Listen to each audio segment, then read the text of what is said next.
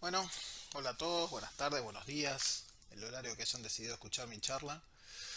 Bueno, les recuerdo, soy el doctor Bertoni y esta es la segunda parte de lo que es generalidades de la mano. Habíamos quedado en las lesiones de los tendones extensores, perdón, flexores, y después de hablar de los tendones flexores, obviamente tenemos que hablar de los tendones extensores. Los tendones extensores tienen una anatomía muy particular y muy compleja, que vamos a tratar de hacérselas simple. Obviamente hay miles de aristas en todo esto, pero bueno, recuerden que esto es algo muy general. Bien, sabemos que los tendones extensores, el extensor común de los dedos, si recuerdan, a ver, vamos con el puntero, muy bien. El extensor común de los dedos viene como una cintilla. Cuando pasa a nivel de la articulación metacarpofalángica, forma las bandas sagitales. Estas bandas sagitales la unen en parte a los interóseos y hacen que el tendón pase exactamente por el centro de la articulación, del dorso de la articulación, impidiendo que caiga en los valles intermetacarpianos para perder tensión. Una vez que sobrepasa la articulación metacarpofalángica, se divide en tres bandeletas, una central y dos laterales. La central va a recibir estas y va a formar el tendón conjunto proximal que se inserta en el borde dorsal de la falange, de la segunda falange. Entonces, bandeleta central recibe las bandeletas, las fibras oblicuas distales, ¿sí? Mediales de los interóseos y forman el tendón conjunto distal, que hace que estire la segunda falange sobre la primera. Bien, ¿qué pasa con los interóseos? Cuando llegan a la articulación metacarpofalángica también hacen algo parecido con como hace el extensor común. En este caso se llama las fibras oblicuas mediales. ¿Sí? Esas fibras oblicuas mediales cumplen la misma función, mantienen la tensión de los interóseos y del extensor común. Continúa el tendón y al continuar el tendón forma las fibras oblicuas distales. Estas fibras oblicuas distales se dividen en mediales y laterales. Las mediales se unen con la bandeleta central del tendón extensor común y las laterales se unen con la bandeleta lateral del extensor común. A este nivel también se une el lumbrical, que no sé si está por acá, estaría. No, no se ve bien acá el lumbrical. Pero bueno, a este nivel también se une el lumbrical.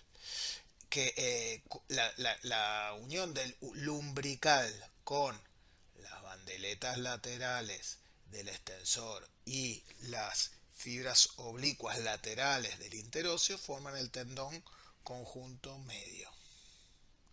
Y el tendón conjunto distal son estos dos tendones conjuntos medios que se unen y van al dorso de la tercera falange. ¿Sí? Bien, para apretar el puntero son tres dedos que tengo que estar apretando y me estaba empezando a doler la mano. Bien, entonces, el extensor común, la función es de extender la primera falange sobre el metacarpiano. Pero ¿cómo se llega a la segunda? Sí, pero no solo llega a la segunda con la ayuda de los interóseos.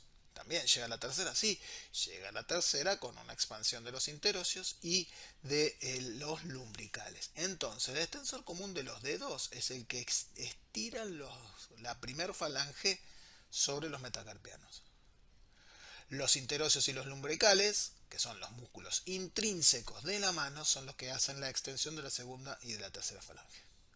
¿Estamos? Entonces, el extensor extrínseco estira la primera falange de los metacarpianos. Terminar de estirar los dedos va a depender de los interóseos y de los lumbricales. son los músculos intrínsecos de la mano. ¿Estamos claros? Bien. Dato. Vamos con los tres deditos de nuevo. Acá. Dato. Este tendón conjunto medio, cuando pasa por el costado, por la parte lateral, se ubica en la línea divisoria de aguas y está en el punto isométrico entre flexión y extensión. Quiere decir que si hay algo que rompe estas bandeletas, va a hacer que este tendón baje. Depende de qué bandeletas se rompan. Y vamos a tener un tipo de lesión o un tipo de deformidad del dedo. Si estas bandeletas van hacia el centro, porque esto se rompe o porque hay algo que las bandeletas laterales vayan hacia el centro, estas bandeletas laterales vayan hacia el centro, esto se va a estirar y vamos a tener otro tipo de lesión u otro tipo de deformidad del dedo que ya la vamos a ver. ¿Sí? Bien. Escuchen varias veces esta diapositiva si quieren, pero esto es importante. El examen físico. Se los voy a repetir hasta el cansancio, pero se los voy a repetir. Es importante ser prolijo y evaluar dedo por dedo, tanto la función flexora como la extensora y la sensibilidad. ¿Sí? Bien. El extensor largo en el pulgar, ¿sí? Es la hiperextensión de la falange distal. Terminar de hacer el OK es la hiperextensión. El extensor corto es la extensión de la primera falange sobre el metacarpiano. Entonces, sostenemos la metacarpofalángica, le pedimos al paciente que estire, ahí estira nuestra interfalángica del pulgar. Ese es el extensor largo. Cuando sostenemos el metacarpiano, le decimos que doble el pulgar y que lo estire, el movimiento que hace la primera falange es por el extensor corto del pulgar. ¿Estamos? Bien. De nuevo, los dedos con el puño se estiran uno por uno, ¿sí? Sosteniendo las diferentes articulaciones. Estiramos la metacarpofalángica del índice, ese es el extensor común de los dedos. Estiramos la interfalángica proximal y la interfalángica distal sosteniendo la metacarpofalángica en extensión, ¿sí?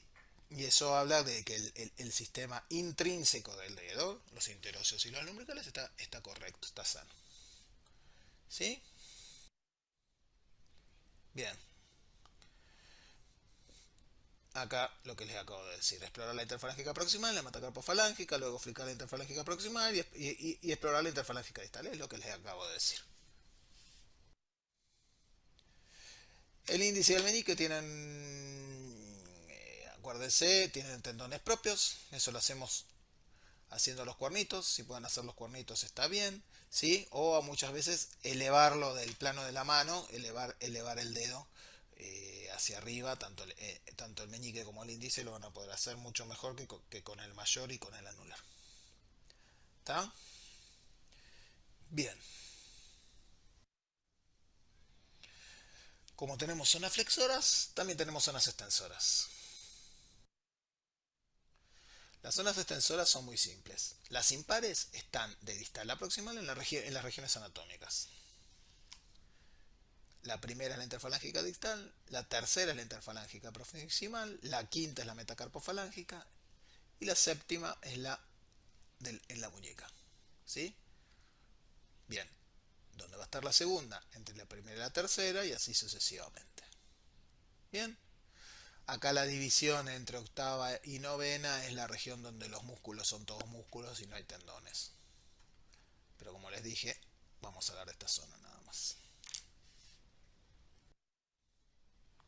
La zona 1, el dorso de la primera de la interfalángica distal. Van a producir lo que se llama el mallet finger, dedo martillo, dedo en masa.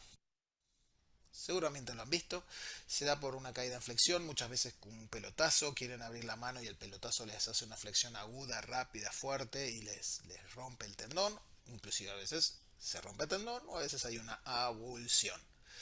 ¿Sí? Bien. Lo que produce es una caída en flexión de la interfalángica distal. La extensión pasiva se puede, pero la activa no. La movilidad de la interfalángica y de la metacarpofalángica son normales, ¿sí? Y siempre hay que hacer una radiografía para evidenciar si tenemos o no avulsiones. ¿Estamos claros? Bien. Es el dedo, es distal, y como es el dedo y es distal, lo que vamos a hacer es una radiografía del dedo que tengo lastimado, frente y perfil. Acá es importante, ¿por qué? Porque las diferentes lesiones que puedo tener las voy a poder visualizar y las voy a poder este, medir la longitud, la cantidad de articulación que está fracturada y ver bien el desplazamiento con un perfil estricto. Una oblicua no me va a llevar a buen puerto en el tratamiento. Generalmente puede ser un traumatismo abierto, ¿sí? O cerrado, ¿sí? Como aplastamientos, rupturas puras o avulsiones. ¿Qué es una avulsión? Una avulsión es un arrancamiento del hueso. ¿Mm? Cuando un tendón tira, pueden pasar dos cosas. Lo mismo que los ligamentos en los esguinces. Pueden pasar dos cosas, que se rompa ese tendón o se rompa el ligamento, o que se arranque un pedacito de hueso, ¿sí? Cerca de la inserción de este tendón. Cuando se arranca el hueso se habla de avulsión. ¿Sí? Bien. ¿Cuál va a ser el tratamiento? En las no avulsiones, o cuando en las no avulsiones, ¿sí? O cuando el fragmento es menor al 30% de un tercio de la superficie articular, el tratamiento es ortopédico. ¿Qué se hace? Una férula, ahora les voy a mostrar, en hiperextensión. Se puede dejar libre la interfalángica proximal, pero sí tenemos que tener bien firme la interfalángica distal. Cuando tenemos avulsiones mayores al 30% o una subluxación palmar, inclusive a veces luxaciones, ahí se hacen osteosíntesis, ¿sí? Osteodesis o tenodesis a veces. Es quirúrgico, quédense con ese concepto. Hay diferentes formas de tratarlo y diferentes formas de fijarlo, pero ahí es quirúrgico. ¿Está? Bien, esto es, esto es una avulsión, esto es una lesión del tendón. Fíjese cómo el tendón se arranca, pero no lleva nada del hueso. ¿Cómo lleva el diagnóstico? Porque le hago una radiografía y es normal. No tiene fragmento óseo. Y tiene el dedo ahí caído, yo sé que acá pasó algo. Y esto es una avulsión. Fíjese cómo el tendón quedó pegado a este fragmento del hueso y se fue a dorso. ¿Cómo pasa acá? El puntero este es muy grande, pero bueno, ahí. Si me apoyo sobre el fragmento no se ve nada. ¿Está claro? Este no es un perfil estricto. Fíjense cómo las dos carillas articulares están una por encima de la otra. Para que sea un perfil estricto, tiene que verse una sola carilla articular en el perfil. Pero bueno, es mejor que una oblicua. Esta es una férula stack, no es lo que a mí más me gusta. Fíjense que esta férula stack muy linda, la compran en la ortopedia, en la farmacia, todo lo que ustedes quieran, pero no logro la hiperextensión. ¿Por qué? Porque yo quiero con una hiperextensión de la interfalángica distal llevar el fragmento distal hacia el fragmento proximal. ¿Sí? ¿Cuánto tiempo? Uy, ¿qué hice? Bueno, no sé si salió o no salió, después lo reviso. ¿Cuánto tiempo? 6 semanas. 6 semanas de inmovilizado las 24 horas todo el tiempo. Tiene que tener varias ferulitas. Cuando se suelta una, se sostiene el dedo, se la pasa a la otra férula que ya la tiene preparada y se lo fija. ¿Sí? Nada de sacárselo para bañarse, sacárselo, nada. Nada de nada. ¿Estamos? Bien. Después de 6 semanas las 24 horas, otras 2 o 3 semanas te quita y pon para dormir, etcétera, etcétera. Pero hay que ser muy estrictos con eso. Las primeras 6 semanas. Obviamente que lo vamos a ir controlando, si vemos que no reduce, si vemos que le sacamos la férula a los 10-15 días y se sigue cayendo. Acá tienen un caso de osteosíntesis. ¿Por qué osteosíntesis? Porque es una fijación rígida. ¿Qué hicieron? Le pusieron un tornillito. Fíjense acá que los cóndilos, no tenemos superpuestos los cóndilos, tenemos un mejor perfil, apenitas ahí. Esto es importante para que la espira no caiga dentro de la articulación. ¿Qué pasa en la zona 2? Acuérdense, impares 1, 3, 5, 1, 3, 5 y 7 van a ser interfalángica distal, interfalángica proximal, metacarpofalángico muñeca. La zona 2 va a ser la zona de la diáfisis de la segunda falange. Va a estar entre la zona 1 y la zona 3. Vamos a encontrar la deformidad en cuello de cisne o swan neck. ¿Y cómo es esto? Es similar a la zona 1. Cuando la zona 1 lo dejamos crónico, es decir, cuando tenemos una lesión del tendón y no lo tratamos, muchas veces afloja todo el sistema extensor y termina en esta deformidad que es el cuello de cisne. Se da una hiperextensión de la interfalángica proximal y una flexión de la interfalángica distal. ¿Estamos claros? ¿Sí? ¿Por qué? Porque al aflojarse el tendón conjunto distal hace que las bandeletas centrales vayan más hacia el centro. Y al irse más hacia el centro, produce la hiperextensión del ligamento de las interfalángicas proximales con una flexión de la interfalángica distal.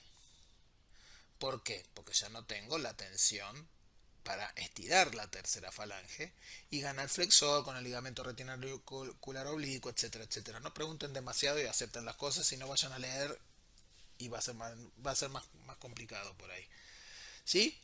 Pero eso sería más que nada las generales. ¿Cuál es el tratamiento?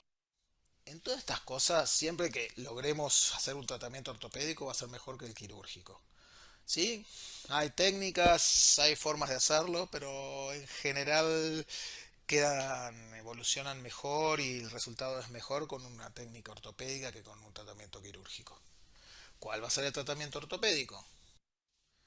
La inmovilización. No les dije cómo se inmoviliza este dedo. La forma de inmovilizar este dedo es, siempre en traumatología, es la posición inversa como está. Si tengo una hiperextensión de la interfalángica proximal y una flexión de la interfalángica distal, la inmovilización va a ser con una flexión de la interfalángica proximal y una extensión de la interfalángica distal. ¿Se entiende? En traumatología es al revés de como lo tengo deforme. El anterior lo tenía deforme con una caída de la interfalángica distal, lo llevo a la hiperextensión. Bien, volvamos a la zona 3. Vamos a tener una flexión de la interfalángica proximal y una extensión de la distal. Es exactamente al revés que el swan neck. Bueno, Hal. ¿Por qué? Porque acá lo que se rompió. Ahí está. Busco el puntón. Busco la flecha, la apunto y después prendo el punzón. Si no, me vuelvo loco desde allá arriba o de donde esté. Al romperse la bandeleta central, esto hace que los tendones conjuntos laterales, ¿sí?, bajen, pierdan tensión y vayan por el lado, van más palmares al eje de flexión de la interfalángica proximal. Eso hace que esto se flexione y queda más corto el tendón a nivel distal, por eso se estira del otro lado. ¿Sí? Boutonniere, swan neck Wohal, mallet finger. ¿Sí? ¿Se entendió? Creo que sí. El tratamiento va a ser ortopédico, quirúrgico si no revierte. Obviamente la posición de reducción acá la tienen, logrando la extensión de la, ¿cómo se llama? De la interfalángica proximal, ¿sí? Y eso me va a llevar a la flexión de la distal. ¿Estamos? Bien. De la zona 4 a la zona 6 son siempre quirúrgicas. Vamos a tener que ir y reparar ese tendón. ¿Cómo? Diferentes puntos, el de colchonero, en 8, en X, Kessler modificada, Bunel, lo que ustedes quieran, Kessler Tajima, lo que ustedes quieran, como a ustedes les parezca, pero va a ser quirúrgica. Y de nuevo, la rehabilitación posterior también es importante, no solo es abrir piel e ir a suturar ese tendón. ¿Sí? Hay que ver bien cómo hacemos la rehabilitación. Bien, vamos a las lesiones nerviosas. Empezó a ser larga la clase, pero bueno, perdón. Examen físico. de los nervios. No es que hay que hacer un examen físico nervioso, ¿no? Eso lo podría haber cambiado, pero bueno, ya está. Tenemos tres nervios, el radial, el mediano y el cubital. Y cada uno va a tener su función. Todos van a tener una función motora extrínseca, ¿sí? De los músculos extrínsecos. Motora intrínseca de los músculos intrínsecos.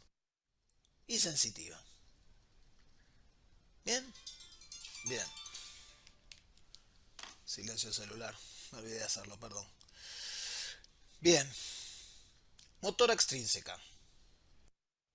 El radial es la extensión de la muñeca. ¿Sí? La extensión de la muñeca está dada por los músculos radiales. ¿Eh? El extensor cubital del carpo, ¿sí? Y los radiales, ¿sí? Extensor carpis radialis brevis y carpis radialis longus, todos esos los inerva el extensor.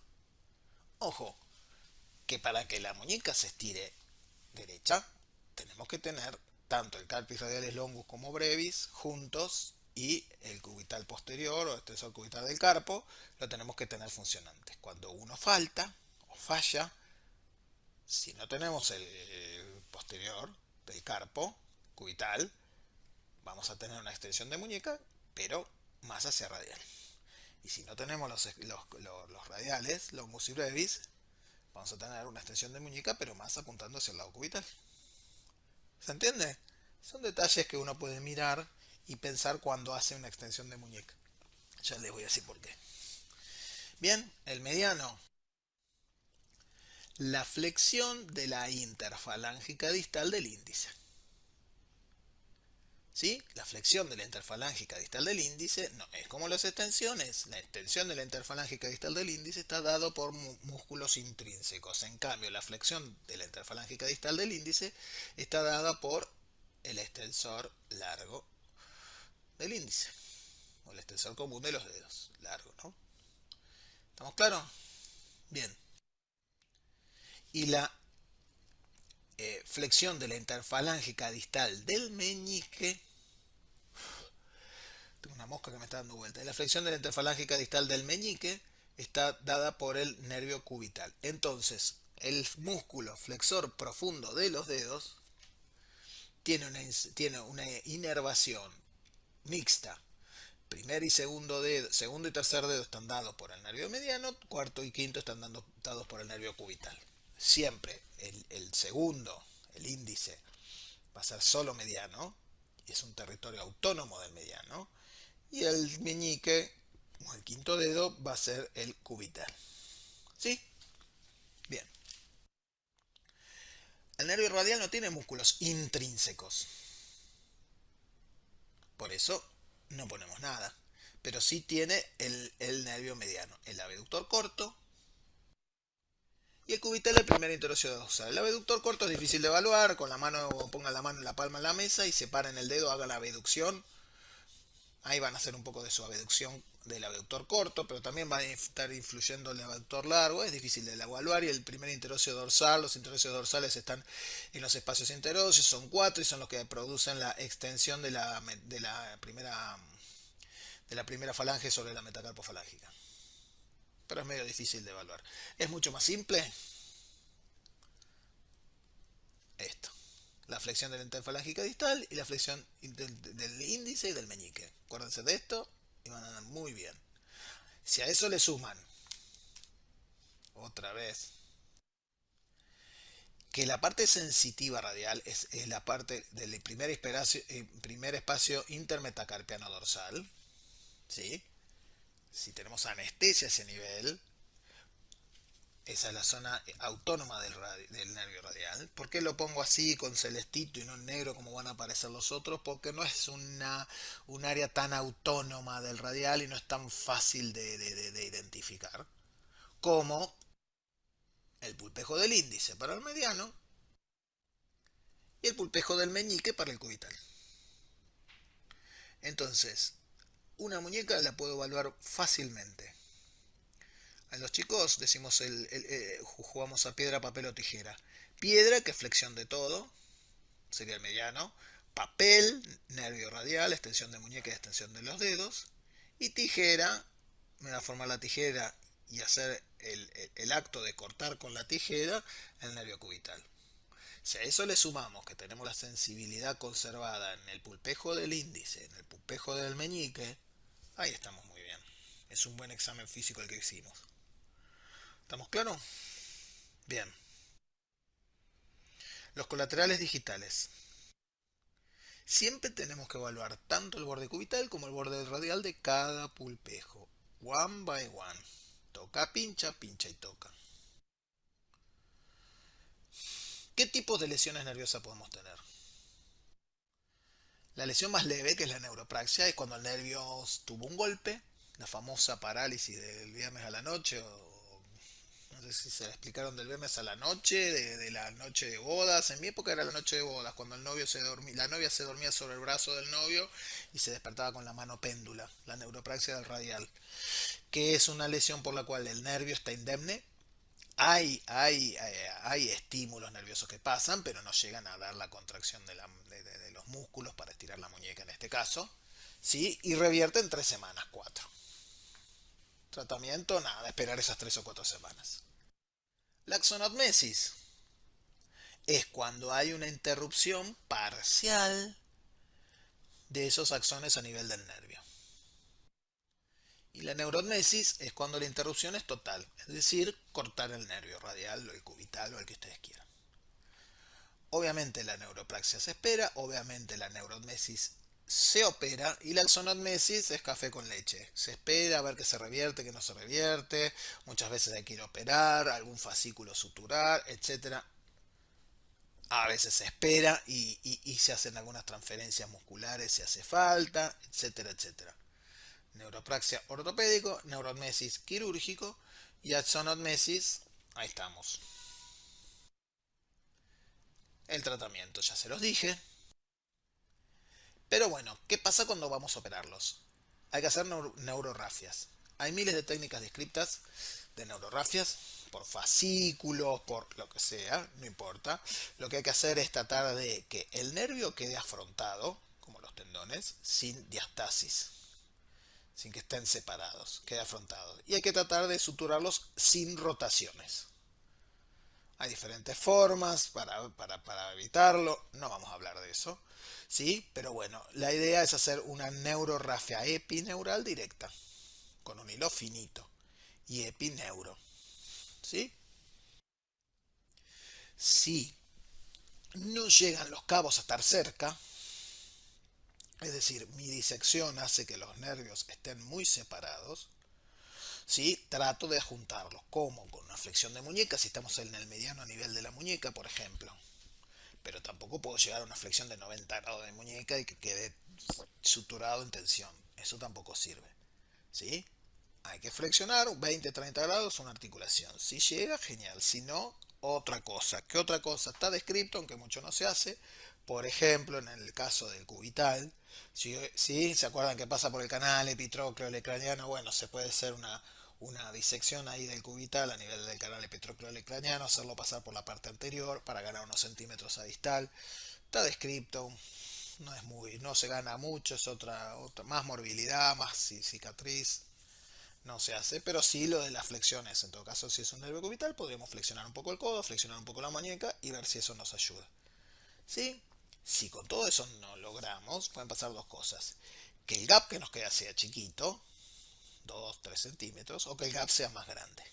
Si el gap es chiquito, se puede hacer esto. ¿Qué es el Silastic? El Silastic son tubos de Silastic, como la K30, la K10, ¿sí? Que lo ponemos enhebrando al nervio, ¿sí? Para que toda la cicatrización no se pierda en el tejido cerebral subcutáneo, sino que el Silastic lo que hace es guiarla hacia el otro cabo del nervio. ¿Sí?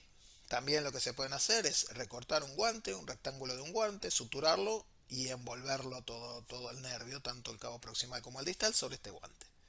Cumple la misma función. Si es más de 2 o 3 centímetros, hay que ir a lo que se llama injerto nervioso. Hay que buscar un nervio dador, como puede ser el braquiocutáneo interno o el nervio safeno externo, ¿sí? ¿Sí? Y suturarlo en la zona dadora. Detalle, detalle.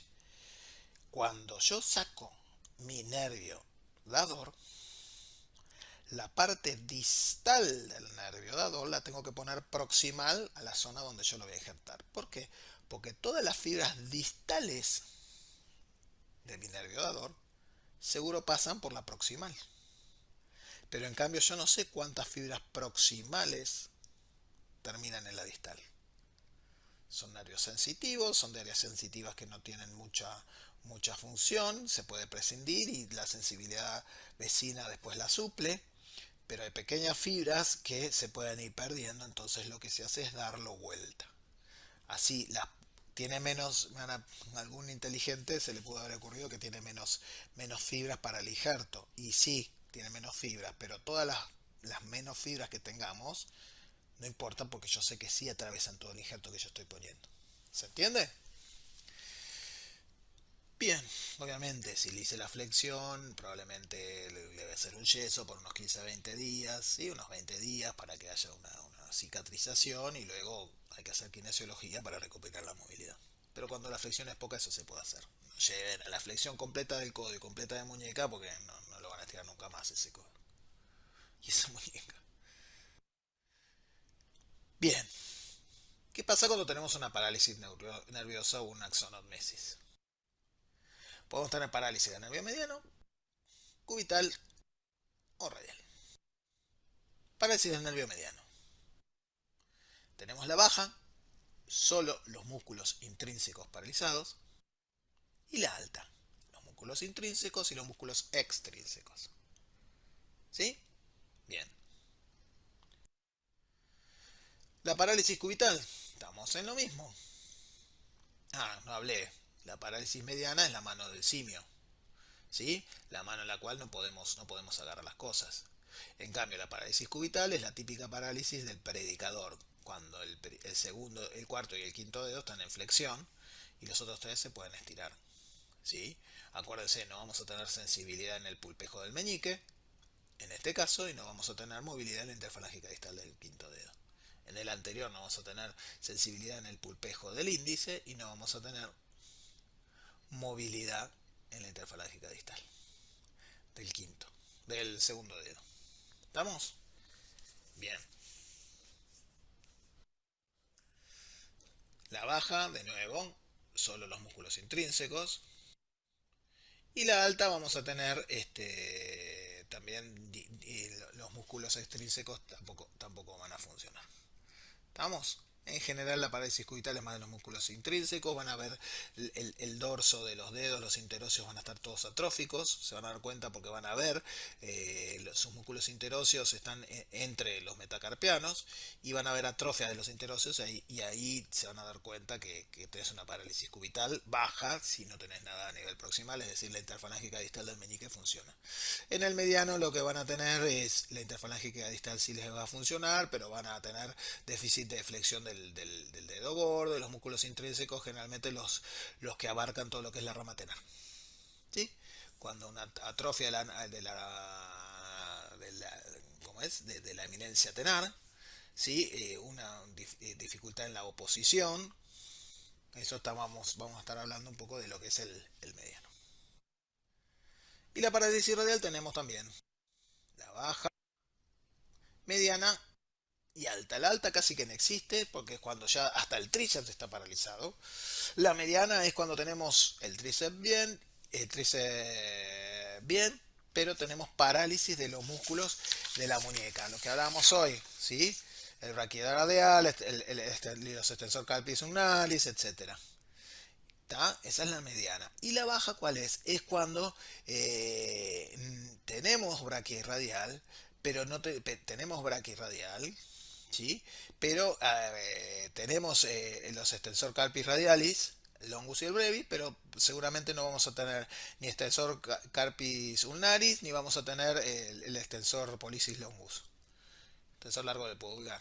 Ustedes están más acostumbrados a eso, yo me acostumbré con la vieja nomenclatura y me cuesta un poquito. pero trato de decírselos en su nomenclatura, aparte para ayornarme. ¿Está? Bien. Cuando ya llegamos tarde para hacer la sutura, el injerto, el silastic, ¿sí? Vamos a tener que hacer transferencias tendinosas. Existen las transferencias nerviosas, qué sé yo. No vamos a hablar. ¿Qué es una transferencia tendinosa? Un músculo funcional se desprende de su inserción distal para reemplazar la acción a un músculo paralizado o que no está. ¿Sí? ¿Cuáles son los principios? Nunca hay que hacer una transferencia en presencia de heridas que no están cicatrizadas. Siempre tiene que estar cicatrizadas las heridas. La movilidad articular pasiva, paralizada pasiva, tiene que ser completa. Yo no puedo empujar una puerta, sea yo, mi hijo o el que sea, si la bisagra está dura. Las bisagras tienen que estar móviles. No debe atravesar las transferencias algún injerto de piel, de algunas zonas con injerto de piel o tejido cicatrizal. No es lo ideal. Las incisiones no deben situarse sobre las transferencias. Tenemos que restablecer la sensibilidad del lugar donde vamos a hacer la transferencia, si es posible, antes de hacerla. ¿Sí? Porque una mano que no siente, un dedo que no siente, es un dedo que no vamos a usar. Pasa muchas veces, la gente que tiene insensible el índice, agarra todo con la izquierda, con el tercero, cuarto y quinto. El segundo lo deja estirado, no le sirve. ¿Sí? Para que tenga los tendones bien. Si se dedican a mano lo van a ver y se van a acordar, pero es así. La función normal del músculo a transferir tiene que ser prescindible. Yo no puedo desvestir un santo para vestir a otro. Sí le puedo sacar el suéter, pero no dejarlo sin ropa, sin abrigo. El músculo debe tener un control voluntario y una acción independiente. La potencia del músculo a transferir tiene que ser de lo mejor posible. Y la amplitud del músculo donador tiene que ser similar a la del músculo que vamos a suplir. ¿Sí? No tiene que atravesar más de una polea. Un músculo que va para un lado, hay que formar una polea para que cumpla otra función.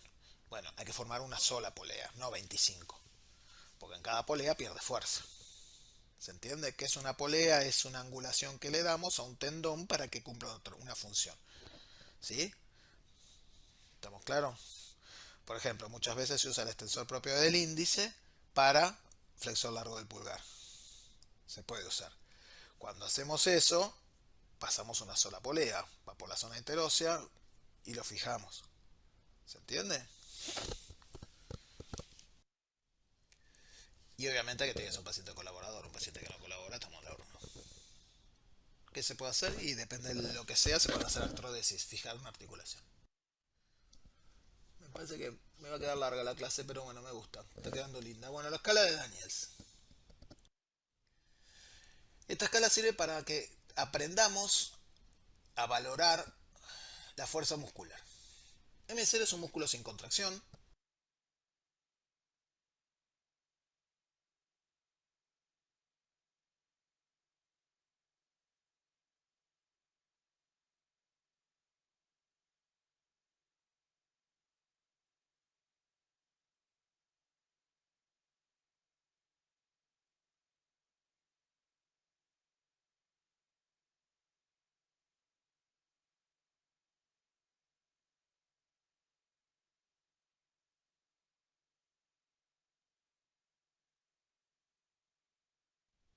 M3 cuando moviliza la articulación en contra de la gravedad. M4 contra la gravedad y contra resistencia débil. Y M5 normal. ¿Por qué? Cuando yo voy a hacer una transferencia muscular, lo tengo que mandar a rehabilitar al paciente para que llegue con ese músculo a transferir en M5. ¿Por qué? Porque cuando lo transferimos va a perder fuerza y pierde una o dos de las escalas. Una. Dos no, pero bueno. Cuanto mayor fuerza tenga y cuanto más se haga la idea que tiene que movilizar tal músculo, después se va a dar cuenta que cuando quiere estirar el codo, en realidad lo va a estar flexionando, por ejemplo. ¿Se entiende? Bien. Bien. Vamos con el último tema. Cobertura cutánea. Esta es la parte que más le va a gustar a ustedes, mis estimados plásticos. ¿Sí? Dentro de las coberturas cutáneas que tenemos, no les voy a hablar demasiado de injertos de piel. De colgajos locales sí les voy a hablar un poco más. Los colgajos a distancia, los colgajos en dos tiempos, los microquirúrgicos, injertos de piel. ¿Quién les puede decir un traumatólogo a ustedes de injertos de piel? ¿Sí?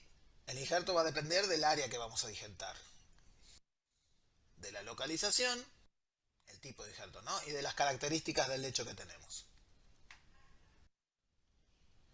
La piel parcial, en general la usamos con heridas limpias con buen lecho. Como paso intermedio para una reconstrucción más compleja. ¿Y cuáles son los cuidados que tenemos que tener posquirúrgicos? Tenemos que inmovilizar la zona por lo menos por 2 semanas.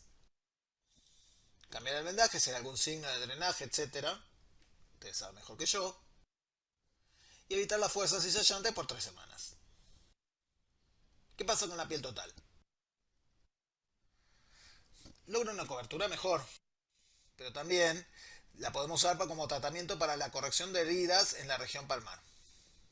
¿Sí? De la contracción de heridas en la región palmar. ¿Estamos? Y necesitamos un mejor lecho. ¿Cuáles son los cuidados posquirúrgicos? La inmovilización por 2 semanas. Y tenemos que tratar de iniciar cuando empezamos a moverla con cuidado, suave y tranquilo.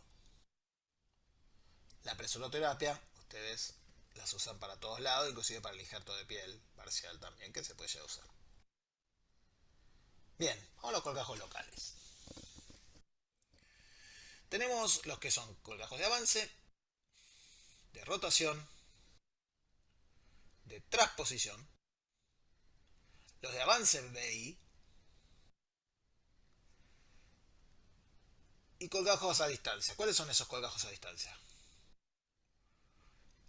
Fundamentalmente el interoseo posterior y el radial o el chino. Son los que más se usan en las manos. ¿Sí? Y los microquirúrgicos, ¿no? Si vamos a hablar un poco más también, existen colgajos microquirúrgicos que se pueden usar. Pero bueno, los colgajos en dos tiempos. Tenemos el inguinal, el tenar y el palmar. Los crossfinger, vamos a hablar de el colgajo inguinal.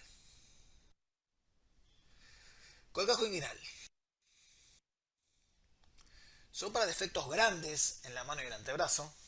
Realmente léanlos, sépanlos y ténganlo en la guantera del auto, o en la cartera de la señora, o en el bolsillo del caballero, ¿sí? Porque sirve y saca de un apuro cuando tenemos lesiones severas, grandes, y que no sabemos cómo hacer para cubrirlas, y sabemos que lo tenemos que cubrir. Obviamente tenemos que proteger ese colgajo y tenemos que fomentar que el paciente mueva lo que pueda, tanto ese hombro como el codo. ¿Sí? La mayor cantidad que le sea posible. Se libera a las 3 o 4 semanas y en ese momento hay que hacer una toilette y cierre de la zona de la liberación. ¿Sí? El colgajo inguinal es un colgajo en el cual se levanta piel celular y tejido celular subcutáneo a nivel de la región inguinal en diferentes ¿cómo se llama? De diferentes formas. ¿Sí? Puede ser apedículo distal, apedículo externo, interno, etcétera. Es bastante versátil y de acuerdo a la lesión que tengamos nos va a servir para la cobertura. ¿Sí? Generalmente se usa pedículo distal, ¿sí? Y una vez que tenemos todo cubierto, inmovilizamos bien y programamos el cierre posterior a las 3-4 semanas. ¿Sí? Muchas veces el cierre de la dora se puede hacer por primera, liberando el tejido celular y con muchas técnicas que ustedes conocen mejor que yo. Bien, ¿qué pasa con las lesiones en las puntas de los dediños? ¿Qué podemos hacer? Podemos utilizar una cicatrización dirigida, el cierre directo, que no siempre se da, y los colgajos locales. Los colgajos regionales, y acá tenemos algún otro colgajo microquirúrgico. Volvemos a la anatomía.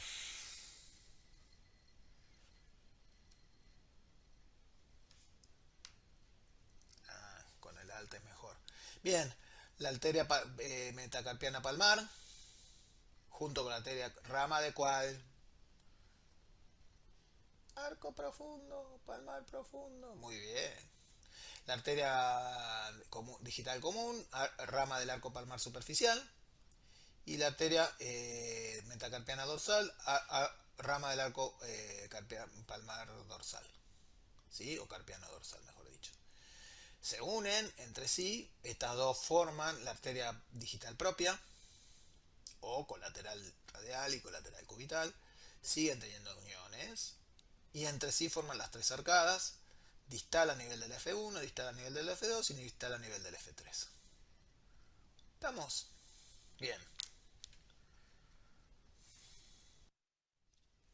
Ahora bien, si estamos en una vista dorsal de este dedo, fíjense, este es el tendón conjunto distal, esto creo que es, sí, este tendón conjunto distal llega al dorso de la tercera falange, ¿se acuerdan? Eran la unión de las bandeletas laterales con bla bla bla bla bla. Bien, tenemos diferentes arcos, ¿sí? Una arcada superficial, que es bien proximal, y tenemos dos arcadas subunguales. Damos una proximal y otra distal. ¿Sí? Una proximal y otra distal. A nivel de la palma,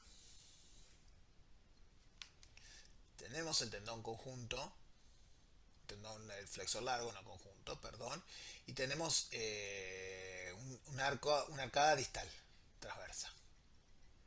Y tenemos anastomosis, que está formada por las colaterales cubitales y radiales, forman la arcada distal transversa. Y esta es anastomosis. Estas anastomosis son estas de acá. ¿Ven? ¿Cómo todo se une? La arcada subungual proximal se une con la arcada transversa distal, que es palmar, y todo esto y con estas arterias se unen con el resto de las arcadas subunguales, distales y profundas, distales y proximales. ¿Estamos? Y algo así pasa, algo similar pasa con las venas. Bien, colgajo de avance local. ¿Cuáles son? Los que son en BI. El atasoid, que se hace a nivel de la palma, y el cutler, que es bilateral de los bordes cubital y radial de cada dedo. Se utiliza para lesiones limitadas de la punta de dedo, cuando hay hueso expuesto, cuando es una amputación transversa o angulada dorsalmente. Y esta se usa cuando la angulación es palmar o apical, hacia uno de los costados. ¿Cuál es la técnica? Ahí estamos.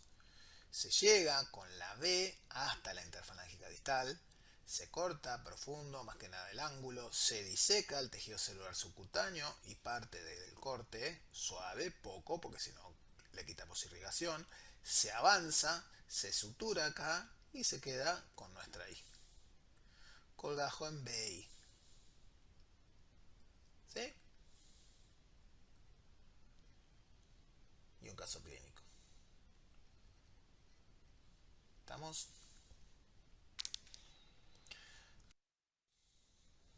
Ese de atasoy palmar o de atasoy. Cutler es lo mismo, pero nada más que toma el borde colateral cubital y colateral radial. Hace la misma incisión, lo lleva hacia adelante y lo sutura y lo cierra. B, I. Esta disección se hace subperióstica. Esta. Bien subperióstica. Para darle liberación al colgajo. ¿Estamos? ¿Sí?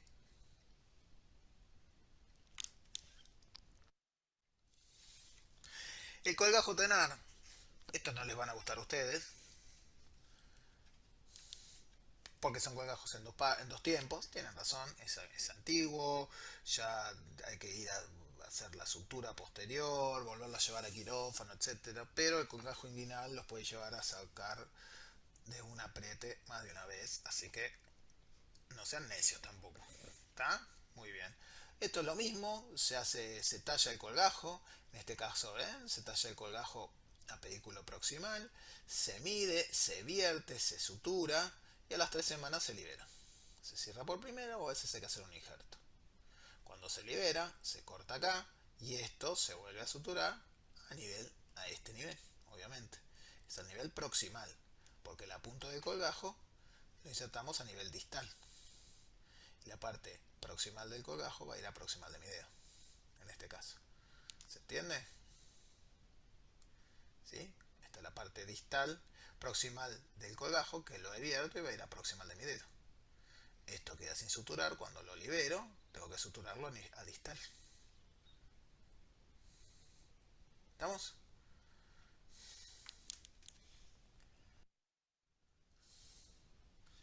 Bien. Otros colgajos por etapas o el colgajo heterodigital cruzado o cross finger. Es similar, es la primera etapa del primer colgajo que les mostré. Se vierte piel y celular, se deja el peritendón libre, no se lo lastima y se lo sutura al área dadora en este caso. Esta toma la zona donde tomamos el injerto, el colgajo, la zona dadora se injerta. A las 3 semanas se suturan el colgajo al dedo dador y el injerto al dedo, el colgajo al dedo receptor y el injerto al dedo dador. 3 semanas. ¿Cuál es el colgajo de Mover? Este colgajo les gusta mucho a toda la gente, es piola, pero es solo para el pulgar. Es el único colgajo donde el defecto va hacia la zona del colgajo. ¿Por qué? Porque, ¿qué hacemos? Hacemos una incisión medio lateral. Disecamos todo el colgajo, peritendón y los colaterales nerviosos. Lo levantamos, flexionamos el dedo y ahí me va a quedar. ¿Va a quedar más corto? Sí, va a quedar más corto. ¿Va a quedar en flexión? Sí, va a quedar en flexión. Se inmoviliza y a las 3 4 semanas se libera y se empieza a hacer kinesiología. Esto después estira, no hay problema. El colgajo en H es similar, pero no toco los colaterales, avanzo piel y tejido celular y a esta zona dadora le hago un injerto a nivel de la palma con una rotación para cerrarlo y no dejar el dedo en flexión.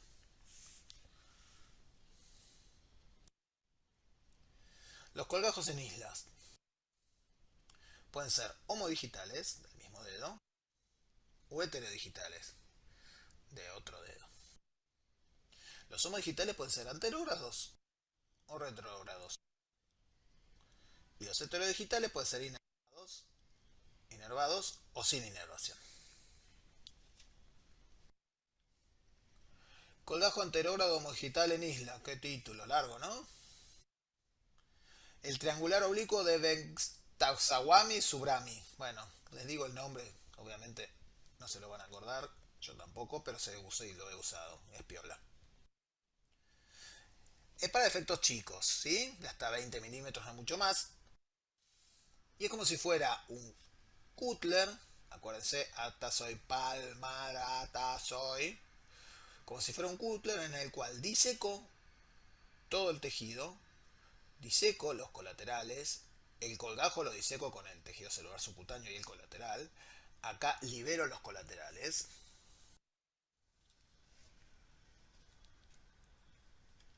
Acá los tenemos los colaterales. Acá tenemos el colgajo de piel y tejido celular con el colateral liberado. Lo avanzo, lo suturo y después lo cierro. ¿Ven? Como acá tengo el colgajo, libero el colateral. Una vez el colateral liberado me permite avanzarlo y transformé una B en I también. ¿Sí? Esto es una B que cuando la avance va a ser una I más larga. El colgajo retrógrado o digital en isla es útil tanto para defectos volares como dorsales. Tiene mayor capacidad para rotarlo que este anterógrado. Es más grande y también, pero requiere un injerto de piel en el sitio donante. Sí, se dice que la piel no es de tan buena calidad, que tiene menor sensibilidad a largo plazo, pero es muy piola este colgajo. ¿Cómo se hace? Acá está. Voy con el punterito. Se toma un rectángulo del tamaño que queremos, hasta piel y celular y para tendón.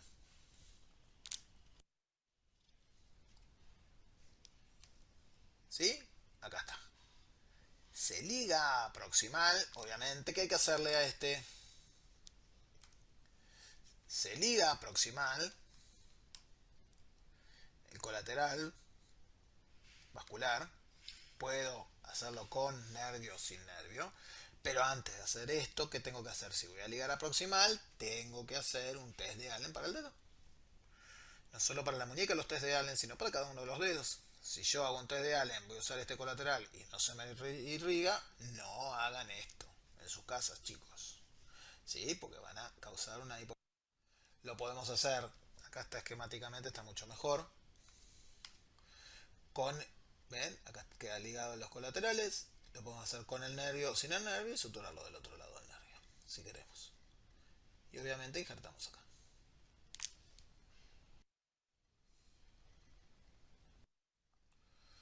Heterodigital en isla. Está diseñada para darle su sensibilidad al pulpejo del pulgar. ¿Sí? Preserva el nervio digital donante, que es de un lado no crítico de un dedo adyacente. ¿Cuál es el lado no crítico de todos los dedos? En el pulgar, el lado crítico, el lado importante, es el colateral cubital. Todo el resto de los dedos son los colaterales radiales, excepto el meñique, que va a ser el colateral cubital. ¿Por qué? Porque el colateral cubital es el que me da la propiocepción. Me da la sensibilidad de protección.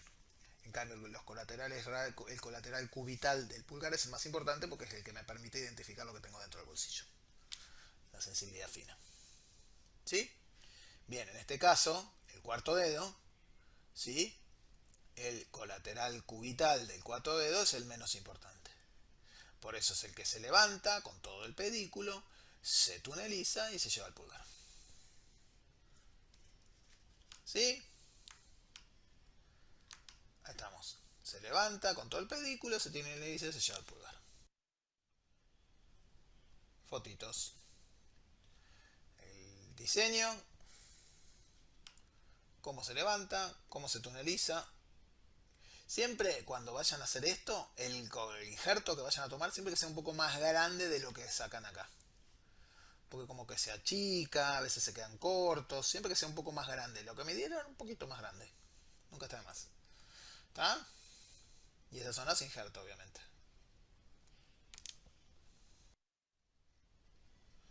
Colgajo heterodigital en isla. Sí, este es el colgajo de la primera arteria metacarpiana dorsal. Es una buena alternativa para cubrir tanto la zona de la palma como el dorso de un pulgar en este caso. Bien, ¿cuáles son las complicaciones que podemos tener? Pérdida parcial o total de ese colgajo, contractura en flexión, intolerancia al frío, disminución de la sensibilidad, obviamente, si hacemos este último colgajo para el espejo del pulgar, la sensibilidad va a ser poca. Por eso es más importante el otro, ¿sí? El de Littler, que le decía, va a ser mejor para darle sensibilidad a ese pulgar. La insuficiencia vascular, ¿sí? No es gratis sacrificar un colateral vascular de un dedo. puede pasar, por eso estén muy seguros de que la irrigación distal del dedo es buena. Y nada más.